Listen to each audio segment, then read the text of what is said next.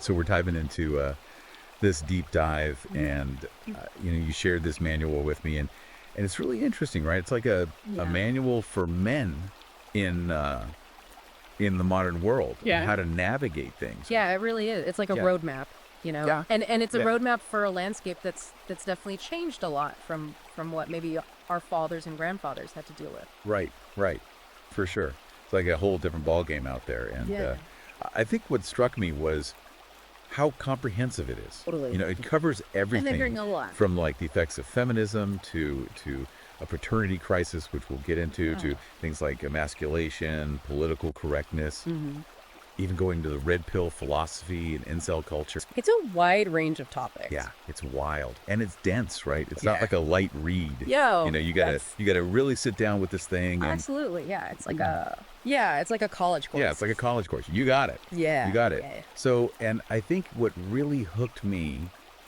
right from the beginning was this story about Alex, this graphic designer, who's battling like body image issues. Right. And it just hit home, Yeah. like how much pressure there is on guys today to look a certain way. Yeah. Especially, in the dating world. It's like, have you ever felt that kind of pressure? Oh, absolutely. Yeah. I think any guy who's, been out there and trying to date and stuff has definitely felt that pressure. And I think the manual is saying that, a lot of those old ways of being a man, they just don't really work anymore. Yeah. It's not about like throwing out masculinity, altogether, but it's like we need to adapt, we need to find new ways to like thrive in this new landscape without losing that core sense of ourselves. Right. I like how they frame that. That's a good way to put it. Yeah. So one of the first things that jumped out at me was this idea of a paternity crisis. And they throw out a pretty stark statistic. A 70% increase in divorce rates since the 19... That's huge. I mean, that's huge, right? And that obviously has a huge impact on, families and then who the father actually is. Yeah, and they don't just give us statistics, right? They have this story about a guy named Jack, right? And he raised this child for years and years and years, only to find out, later on through like a paternity test that the kid wasn't actually his. Wow. It's wild. Can you imagine like the emotional roller coaster? Yeah. No, I mean, that's heartbreaking, right? It's devastating. You put that much time and energy and love into raising a child, and then... The resources, too, I mean, it's just, wow. You're investing so much into this child, and then to find out it's, not biologically yours, that's got to be rough. Yeah. So, for me, when I first thought of paternity tests, I thought they were all about just protecting men financially. Right, which is obviously important. Yeah. But the manual makes this interesting argument that it benefits women too. Yeah. So I'm curious, like, how do they make that case? Well, they say it brings clarity, for everyone involved. Okay. And it avoids potential stigma for women too. Right. Imagine the uncertainty hanging over everyone. Is this child actually this man's? Right. And a test just clears all that up. And it's good for the child too, right? Yeah, for sure. And honestly, not knowing like who the father is can have some pretty like serious legal and medical ramifications. Right. Like down the line. Yeah, down the line. Yeah, it's a really good point. Yeah. It's not just about the immediate situation. It's about the long term. It's about the long term. Yeah. Yeah, you got it. So, and it ties into, I think, the broader societal impact too, right? Absolutely. Because they bring up these studies that show that children, in many cases, benefit from a stable two-parent home. Right. It's not to say that single parents can't do a great job. Of course not. But statistically, having both parents involved often leads to better outcomes. On average, for the kids, for sure. Okay, so let's shift gears a bit and talk about masculinity, which is obviously a big theme in this manual. And they go way back in time, exploring these historical roles of men from like Greek warriors to Japanese samurai. Right. These were guys, who embodied strength, leadership. Totally. They were providers for their families and their community. It's like a pretty different image from how men are often portrayed today, right? It's a stark contrast. I mean, think about how men are portrayed in like the media, in movies, It's often like, I'm the bumbling dad or the guy who's clueless. Right. The manual argues that modern society has, in a lot of ways, kind of shifted away from those traditional roles. Yeah, and they even use this term feminization.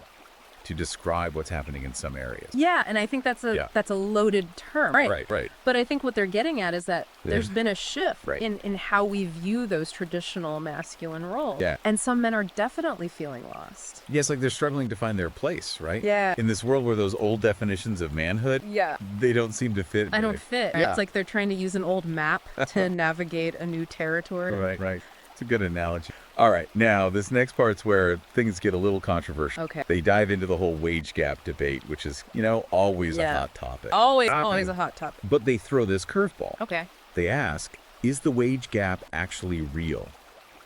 Or has it been manipulated? Yeah, it's a really interesting take because they're challenging this narrative that, women are inherently disadvantaged. Right, just by being a woman. Just by being a woman, right. Yeah. And they present all this evidence that, when you actually account for things, like the types of jobs men and women choose, the hours they work, risk tolerance, all these factors, the gap actually shrinks. Right. So it's not as simple as just saying women make less. No, it's way more complex than that. Right. There are other variables at play. Yeah. I like how they break that down. Yeah, and they do acknowledge that some wage inequality exists, right. Particularly in certain fields. Right. But I think their main point is that we need to be critical thinkers, Right. We need to look at the whole picture and not just accept emotionally charged arguments. Especially in today's world where it seems like everyone's trying to push an agenda. Yeah, exactly. Right. So you got to be really careful. Got to be discerning. You got it. Yeah. Okay. Now buckle up. Okay. Because we're getting into some seriously Here we go. thought-provoking territory. The tyranny of political correctness. Okay.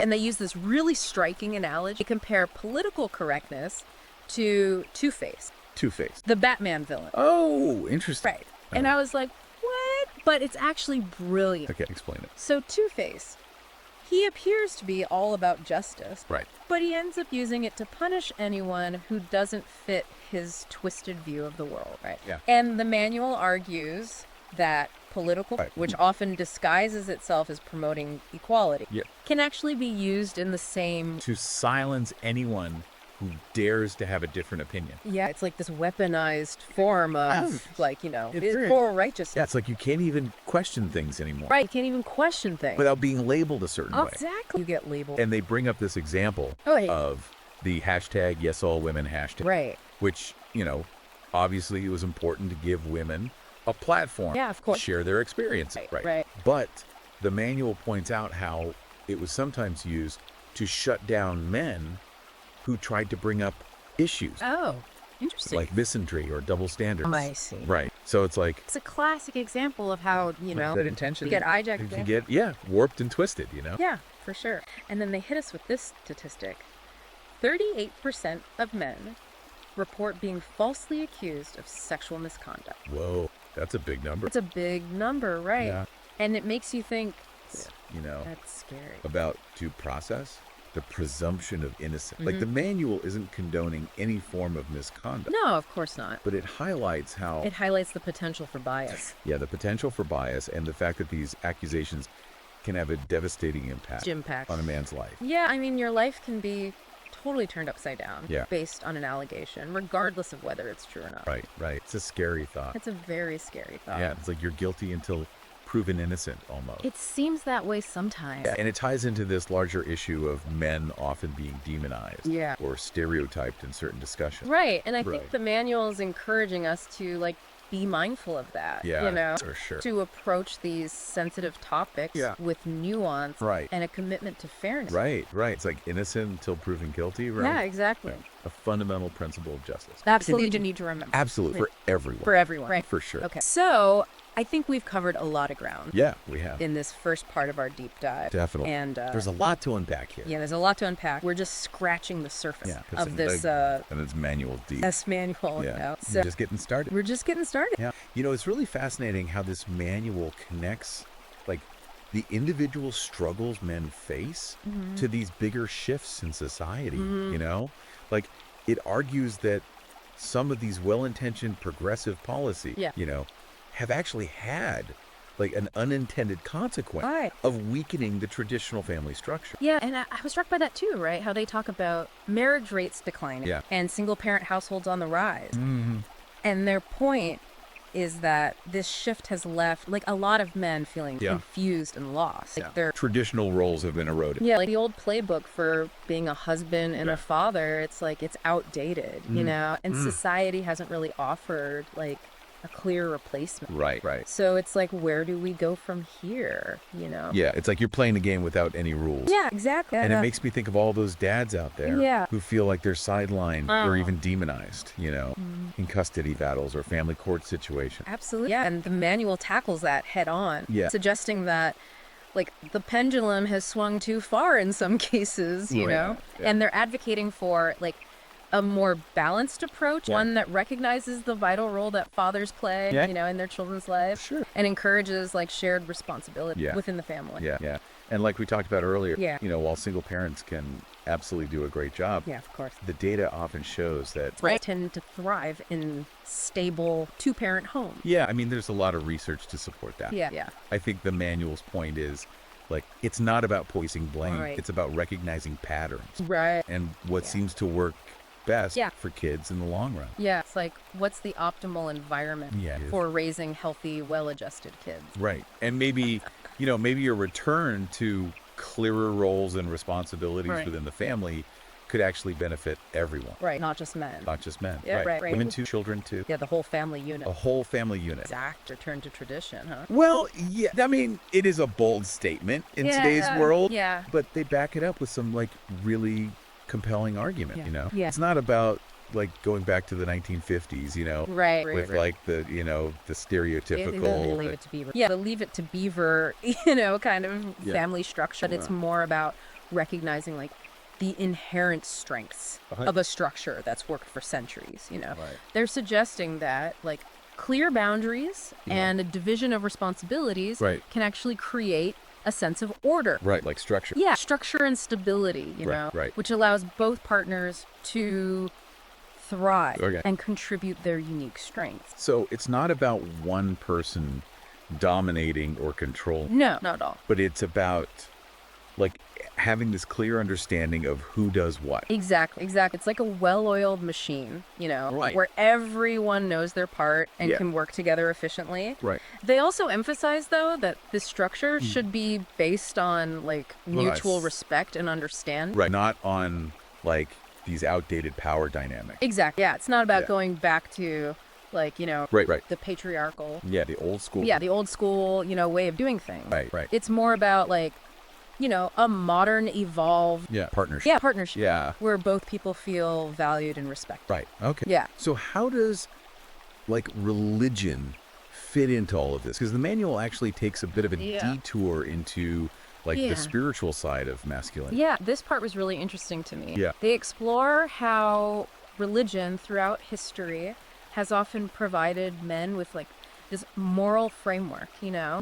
A sense of purpose that goes beyond just, like, the material world. Something bigger than themselves. Yeah, exactly. And they argue that in today's, like, increasingly secular society, that kind of grounding can be hard to find. Right. Yeah, that makes sense. And they give examples from, like, various religions. Yeah, I'm curious about that. Yeah, they look at everything, discipline and, like, honor codes. Of, like, ancient warrior culture to, like, the teachings on duty and responsibility found in a lot of, like, modern faiths. Yeah. And they're not saying that everyone needs to, like, become super religious, but they're making a case for how those principles can be valuable even outside of, like, a formal religious context. Yeah, I can see that.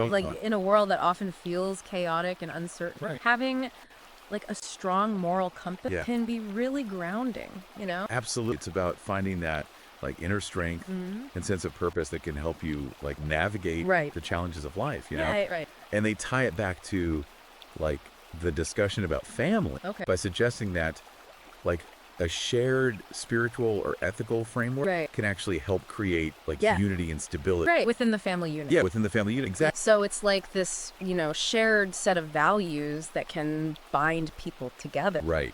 Yeah. You know, one thing I keep coming back to is this idea of boundaries. Yeah. They really emphasize the importance of setting boundaries. Yes. Not just in, like, our personal lives, but in our professional lives too. Absolutely, yeah. I used to think that boundaries were kind of selfish. Yeah. Like I was shutting people out, but they frame it in a whole new way. Yeah, they argue that like healthy boundaries are actually essential for self-respect and well-being. Yeah. It's about protecting your time, your energy, your emotional space. And they even use like these pop culture examples to like there were some of those. Illustrate this point. Like, remember the Tony Soprano example? Oh, yeah. Yeah. That was pretty funny. Yeah.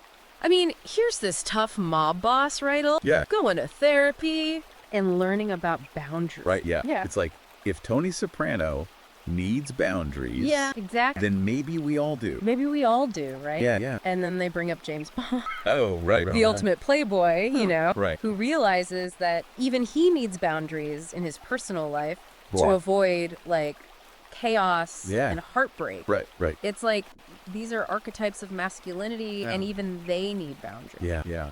So it's not just for a certain type of person. No, it's for everyone. It's for everyone. Yeah. So how do they actually suggest we set boundaries? Like, what are some practical steps? Well, they say it starts with like open communication, making sure that both people feel heard and respect. Right. It's about finding a balance that works for both partners. Yeah. And in the workplace, it might mean like saying no to unreasonable demand. Right. Setting limits on your availability, or just making sure that you take breaks to recharge, Yeah, it sounds like it's about respecting your own needs. Yeah. And not feeling guilty about it. Exactly. Yeah, they argue that when you have healthy boundaries, you can actually show up more fully.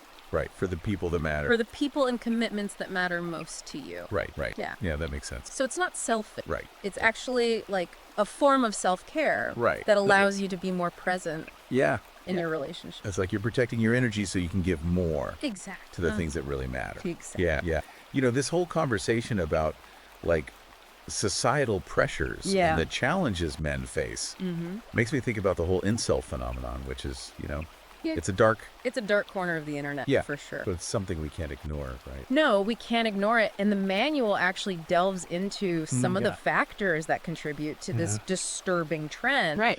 And they explore like this really complex interplay of factors from like societal pressures and unrealistic beauty standards to the empathy gap that often exists for men's emotional struggles. Yeah. And they connected to our earlier discussion about political correctness. Right. They argue that it can contribute to a climate where men feel afraid to express their feelings, pursue relationships. For fear of being labeled. For fear of being labeled as like creepy or misogynistic. Right. Yeah, it's like they're damned if they do, damned if they don't. Yeah, exactly. Yeah. It's like this self-fulfilling prophecy. It is, right. Yeah. Like the more men are demonized or ridiculed, the more isolated and resentful some of them become. Absolutely, yeah. It's a vicious cycle. It is, yeah. And I think the manual is encouraging like a more nuanced and compassionate approach. Yeah. Recognizing that incel culture is often a symptom of deeper societal issues. Yeah. So instead of just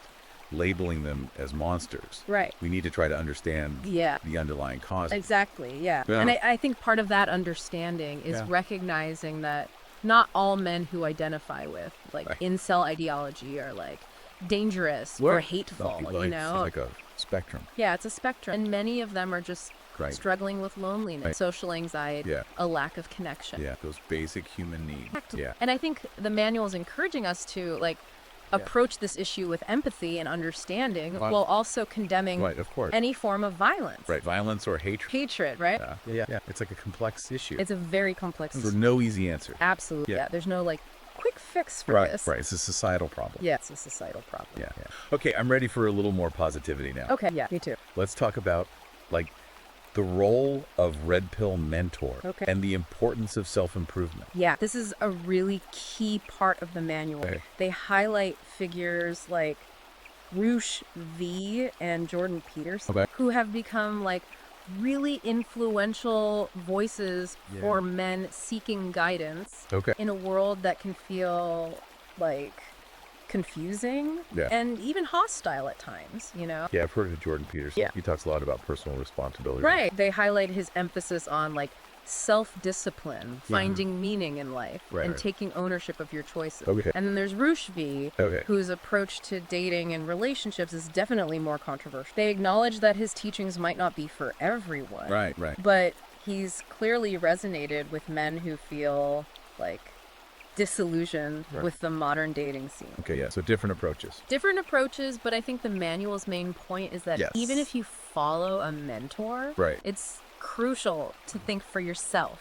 Yeah, to not just blindly follow. Right. Yeah, don't just blindly follow any one guru or ideology. Right. Yeah, that makes sense. It's about taking those teachings as a starting point and figuring out what works for you. You know, it's about self-study, critical thinking, and ultimately taking responsibility for your own growth and development. So it's not about becoming a clone of your mentor. No, it's about... But using their insight. Yeah, it's about using their insights as a springboard for your own journey. Okay, yeah. Yeah, it's about becoming your own man, defining your own values, and creating a life that aligns with your unique goals and aspirations. Right. Yeah, that makes sense. So it's about individual within a framework of guidance and mentorship. Okay. Yeah, I like that. You know, we talked about the science of attraction earlier. Yeah. But the manual goes even deeper into they get into evolutionary biology, and psychology. Yeah. You know, trying to explain what men find attractive in women. Yeah, it's fascinating. They get into some research about how men are biologically wired to be attracted to certain features that signal youth, fertility, health. Okay. They call them meiotinous features. Meiotinous features. Okay. What are those? So thinkly baby-like features. Okay. Large eyes, full lips, delicate jawline. Okay. You know? These features, from an evolutionary perspective, signal that a woman is young and healthy. Okay. Which are desirable traits. Right. For potential mates. So it's not just about cultural preference? No, not just cultural. There's actually a biological basis for some of these attractions. Yeah. Okay. It's fascinating, right? Yeah, it is. And they tie this into the whole Barbie doll syndrome. Right. The idea that these unrealistic beauty standards promoted by the media can be damaging for both men and women. And they make a case for recognizing beauty in all its forms, you know? Right. And appreciating the unique qualities that make each individual attractive. So it's about seeing beyond the superficial. Yes. And appreciating the inner beauty as well. The inner beauty, exactly. Yeah. Right. And they also emphasize the importance of understanding female psychology and emotional landscapes to build genuine connections. So it's not just about knowing the right pickup lines or techniques. No, not at all. But about actually understanding and relating to women as human beings. As human beings, exactly. Yeah. It's about building relationships based on mutual respect, empathy, and shared values. Yeah, and those deeper connections. Deeper connections, Yeah, okay. And they even talk about the role of social and resources in attraction, which can be a bit uncomfortable to acknowledge. Yeah, it's a sensitive topic. Right. But I think they're approaching it from an evolutionary biology perspective. Okay. You know, the idea that women are often drawn to men who can provide security and stability. Not just for themselves. Not just for themselves. But for potential offspring. Right. Yeah. And they cite research showing that women often prioritize a man's social standing and resources. Right. Sometimes even more than just physical attractiveness. Okay, so it's not just about being good looking. It's more complex than that. It's about demonstrating that you can provide and protect. Right, exactly. Right. It's about showing that you have the capacity to create a stable and secure environment, you know, for a potential family. Right. So it's not just about being a pretty face. Right. It's about those deeper qualities. Yeah. And again, you know, it's more complex than that. Right, of course. But the manual is acknowledging these biological and social factors. Yeah, it's part of the equation. Yeah, it's part of the equation. Right. Yeah. It's a lot to take in. It is a lot to take in. For sure. But it helps to understand some of the dynamics at play, you know, when it comes to attraction and relationships. Yeah, it's you're getting a glimpse behind the curtain. Yeah, exactly. Of how things work. Yep. Yeah. Now, one thing that really resonated with me was their emphasis on hobbies and passion. They make this compelling case for why it's so important to cultivate interests beyond just work and relationships. Right. They're saying it's not all about the grind, you know. It's about having things that bring you joy and fulfillment. Right. And can even make you more attractive to potential partner. Okay. So it's like this win-win, you get to enjoy your hobbies and it can actually make you more appealing to the opposite sex. I could see that. Yeah. Like it shows you're like a well-rounded person. Exactly. With a life outside of work. Right. It shows that you're not just like, a one-dimensional workaholic. Yeah, you're not just all about the hustle. Yeah, exactly. Yeah, right. And they suggest that hobbies signal like intense, forcefulness, passion, all of which are attractive qualities. Yeah. And they even use like Steve Jobs and Elon Musk as examples. Those guys weren't just driven by ambition. Right. They were passionate about their work. They were obsessed. Yeah. It's like they say, do what you love and you'll never work a day in your life. Exactly. Yeah. Right. And I think that's what they're getting at. Right. Having passions can actually make work feel less like a grind, more like a calling. Right. And they make a good point about how those passions can sometimes block them into successful career. Yeah, and I think they're encouraging us to find that sweet spot where our interests and skills and career path line. Right. It's about creating a life where you're not just making a living, but you're pursuing your passions and making a difference in the world. Yeah, it's like that Venn diagram. Yeah, exactly. Where it all overlaps. Right, where it all comes together. Yeah. That's the sweet spot. Okay, let's tackle a topic that can be a bit intimidating. Financial independence. Okay. The manual starts off with a pretty bold statement. Okay. They say that financial dependence can be more dangerous than relying on others for money. That's a bold statement. I mean, I get that financial security is important, but dangerous. Yeah, and I think what they're talking about is not simply being broke, Okay. but the power dynamics that come with financial dependence.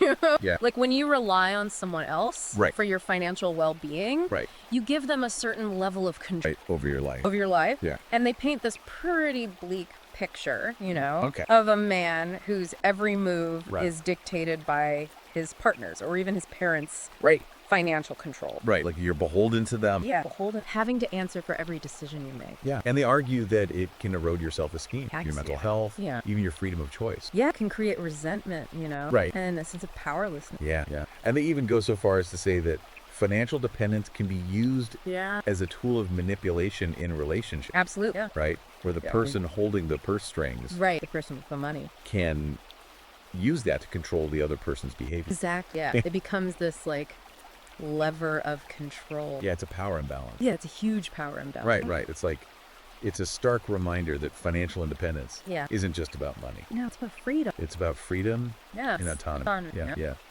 I've always thought that building a strong network is important for career success. Yeah. But the manual takes it a step further. They talk about building a red pill network. Okay. What exactly do they mean by that? So it's about surrounding yourself with like-minded individuals who share your values and perspective. Okay. And they suggest like attending networking events, joining clubs or organizations, leveraging social media to connect with men who are on a similar path. Okay, so it's like a brotherhood. Yeah, like a brotherhood. Men who support and challenge each other. Can challenge each other. Exactly. Yeah. Like having a tribe, of guys who get it, who understand the challenges you're facing. Right. And they share this story about a guy named John who was laid off from his engineering job and used his network to land a new, even better position. So it's a good example of how that network can provide, like... Yeah, it can provide support, guidance, even career opportunities. Career opportunities, for sure. Yeah, it's like having that safety net. Yeah, it's like a safety net. Things get tough. Exactly. And it's also about having, like, a group of people who understand the challenges you face. Right, expert. Okay, so we're back for the final part of our deep dive into this manual for the modern man. And we've covered so much ground already, from societal shifts and the challenges men are facing to the power of self-improvement and even media literacy. But now I'm curious, like, what does this manual have to say about navigating the dating world? Because that's a big one, right? Oh, yeah, definitely. And this is where they introduce the concept of game. Okay. But, before you get any ideas, it's not about, like, manipulating or tricking women. They present it more as a framework for understanding female psychology, for building your confidence and developing the skills to attract and build relationships with women. Okay, so it's more about self-improvement than like playing games. Exactly. Yeah, it's about becoming the best version of yourself so that you can attract the right kind of partner. Okay. And they even get into the science behind attraction, talking about body language, confidence, social status, and even how evolutionary biology plays a role. Evolutionary biology and dating. That sounds... Yeah, it sounds complicated. A little complex. They break it down in a way that makes sense. Okay. You know, they talk about how certain traits are universally attractive because they signal things like health, strength, the ability to provide and protect. So it's not just about looks, it's about these like deeper instinctual cues. Yeah. Okay. Interesting. Yeah, and they emphasize that while understanding these dynamics is important, it's also crucial to be authentic, to be true to yourself while still striving to be the best version of you. So it's like finding that sweet spot between finding that balance, self-improvement and being genuine. Yeah, being genuine, being authentic. I like that. And they offer practical tips too. Okay, like what? Like improving your communication skills, developing your sense of humor, and cultivating a confident and assertive demeanor. So it's like a holistic approach. To dating, focusing on both inner and outer development. Inner and outer, exactly. Okay, I like that. And they argue that game, when approached ethically and respectfully, can be a really powerful tool for men who are struggling in the dating scene. It can help you overcome, build confidence, and ultimately connect with the kind of partner you're looking for. So it's not about using tricks or lines or anything like that. No, it's about becoming the kind of man who naturally attracts women. Okay, so it's like leveling up. Leveling up your game. Your game, so to speak. Exactly. In all areas of your life. In all areas of your life, exactly. Okay, now this next part kind of surprised me. The manual takes a pretty sharp turn and addresses the challenges men face on college campuses. Specifically regarding sexual assault policies. Yeah, this is where they get into some controversial territory. They argue that current policies often create a hostile environment for men where false accusations can have devastating consequences. Yeah, and I've heard stories about that, you know. Yeah, it's a real issue. How the pendulum has swung so far that men are often presumed guilty before being proven innocent. Yeah, innocent until proven guilty, that seems to have gone out the window. Yeah, and they highlight, you know, the lack of due process, the presumption of guilt, and how difficult it can be for a man to defend himself against an accusation. It's incredibly difficult. And they share this case study about a student named Alex who was falsely accused and experienced significant emotional distress and academic setbacks as a result. It's a nightmare scenario. It's a nightmare, You know, it's like your life can be ruined based on an allegation. That's not even true. It's terrifying. And the manual suggests that like a more balanced approach is needed. One that focuses on education, prevention, and due process for all parties involved. So it's about creating a campus culture where both men and women feel safe and respected. Absolutely. Where accusations are taken seriously, but also where due process is upheld. Due process is essential. Yeah, it's about finding that balance. Finding that balance, And they also highlight the importance of like promoting healthy relationships, communication, and consent. So it's about going beyond just and addressing the underlying issues. That contribute to sexual assault in the first place. Prevention is always better than trying to deal with the aftermath. Yeah, for sure. This discussion about campus challenges seems to lead into their argument about the importance of assertiveness. Yes. So they're saying men need to stand up for themselves more. Yeah, they define assertiveness as the ability to communicate your needs and desires clearly and confidently, to set boundaries without being aggressive or disrespectful. So it's finding that balance. Between being a pushover and being a bully. You don't want to be either extreme. It's like that middle ground. Yeah, It's about advocating for yourself. While still respecting others. And they give some practical tips. Yes, they do. Like what? Using confident body language. Speaking in a clear and assertive tone of voice. And practicing saying no when necessary. Yeah, it's like setting those boundaries. We talked about earlier. Exactly. And they even share a story. Oh, cool. About a guy who successfully navigates a bar scene by being assertive and authentic. He's not afraid to initiate conversations, share his thoughts and feelings openly, and even ask a woman out with confidence and without fear of rejection. So it's a good example of how assertiveness, when done right, can actually be attractive. It can be very attractive. It shows that you're comfortable in your own skin. That you know what you want. And you're not afraid to go after it. And I think that's a really powerful message. Yeah, for sure. Now, given everything we've discussed about societal shifts and changing gender roles, I'm surprised to see the man advocating for like traditional values. Yeah, it's interesting, isn't it? Right. It's like they're going against the grain a little bit. Yeah, they argue that despite the push, Right. progressive ideas, there's this growing of the importance of traditional values, Right. especially for men. And they even use the word chivalry to describe this return to tradition. Yeah, it's like they're saying being a gentleman Right. is still relevant in today's world. Yeah. You know, and they talk about how like these small acts of chivalry, like holding a door open for a woman or helping someone in need, can actually have a positive impact on both the giver and the receiver. Yeah, yeah. You know, it's about showing respect and kindness. Right. It's those basic human values. It's human values, Right, that seem to have gotten lost. Yeah, lost in the shuffle. Big in all the noise. In all the noise, yeah. Right. And they emphasize like value, like honor, integrity, responsibility, these core principles that guide men in navigating the complexities of life. So it's like having that strong moral compass. Yeah, that moral compass. Right. Yeah. That sense of right and wrong that guides your action. Exactly. And they also discuss the importance of like strong families, you know, highlighting the benefits of two-parent household and the crucial role that fathers play in raising children. So it's about recognizing the importance of family. Of having that stable and loving environment where children can thrive. Where children can thrive, exactly. Right. And they talk about the importance of like passing down these values to future generations, you know, ensuring that these principles continue to shape society in a positive way. So it's about the best of the past. The best of the past. While adapting to the challenges of the present. It's about building a better future. By honoring the wisdom of those who came before us. I like that, Yeah, it's about standing on the shoulders of giants, you know? Right. One thing this manual really emphasizes is the importance of goal setting. Yes. Like they're saying, if you want to achieve anything in life, you need to have a clear vision of where you're going. They argue that goal setting is like the bridge between where you are and where you want to be. Okay. It's about turning your dreams and into actionable steps. So it's not just about wishing and hoping. No, not just wishing and hoping. It's about creating a plan. Yeah, plan. Taking action. And taking action, exactly. Okay, and they give some practical tips, right? They do, like setting smart goals. Smart goals. Yeah, goals that are specific, measurable, achievable, relevant, and time-bound. So it's about making your goals concrete.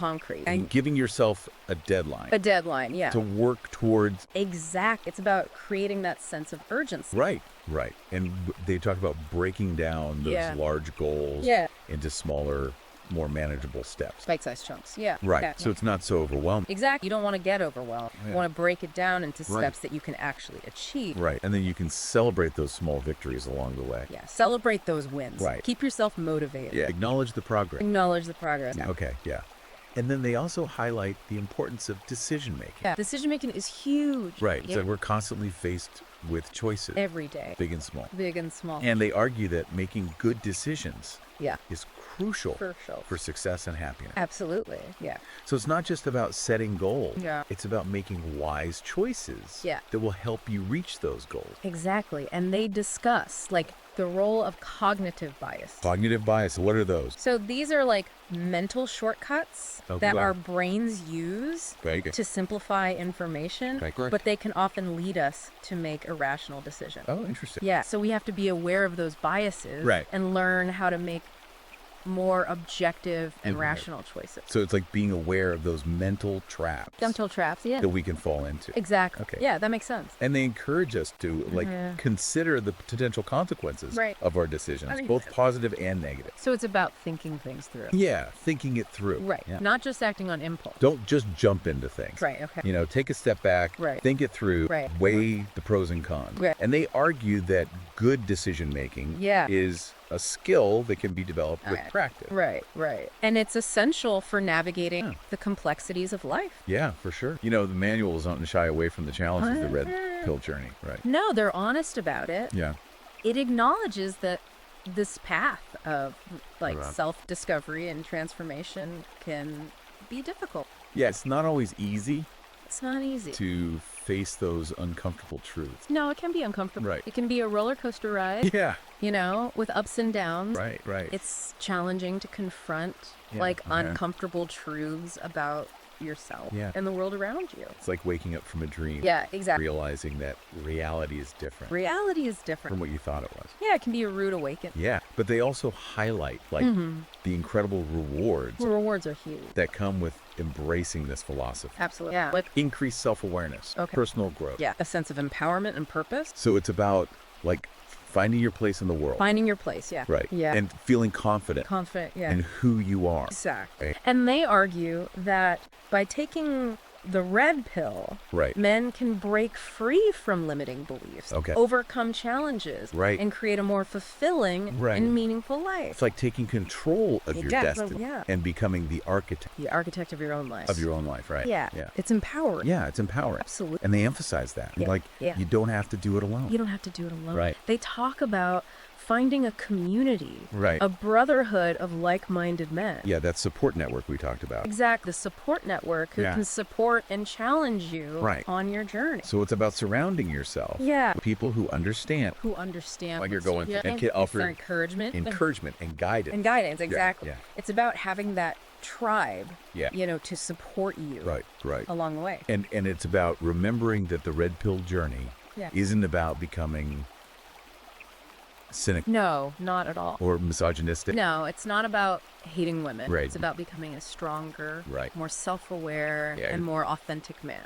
Okay, so it's about personal growth? Personal growth, yeah. Ultimately, yeah. It's about becoming the best version of yourself. Yeah.